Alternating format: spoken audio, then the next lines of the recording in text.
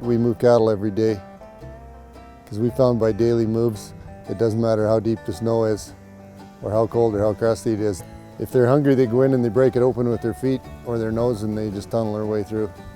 When the days are colder, I don't have to move the fences as much. Right now when it's warmer like this, I'm moving the fences every 24 hours, but I can go up to 32, 34 hours when the ground's frozen and they're using more of the feed that's on the ground instead of pugging it in.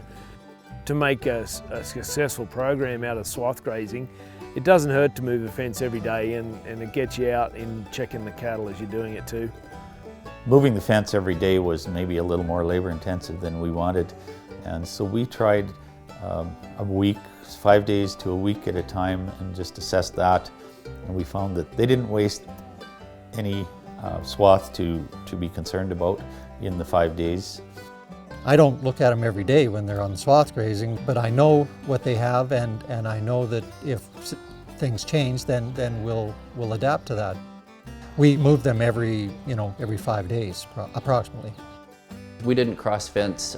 We figured with just sheer numbers of cows on the swath grazing, and we started out like that, and it's worked well for us. There's very little waste when it comes to spring, so we just haven't seen the need to spend any extra time on cross fencing the swath grazing. Opening up the whole field to the cows to graze, they will pick the gravy out of the swaths first. So as they clean the swaths up, we will start out with a half ration of either hay bales or a silage ration with a little bit of grain in it, just to make sure they're getting what they need, and spread that around the field on the swaths that are left. And by the time those are all gone, then we'll go into a full ration with the cows. We try and move the fence every day. We like to capture it all so we can kind of gauge what kind of a crop that we have, and we use the cow's ability to clean it up and the cow's kind of hunger factor as a gauge to move the fence.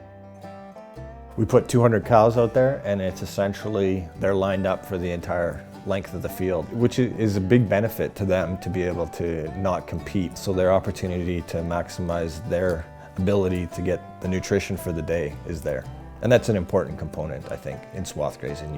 You want, just like grazing, to give enough area for each cow to get an opportunity to eat.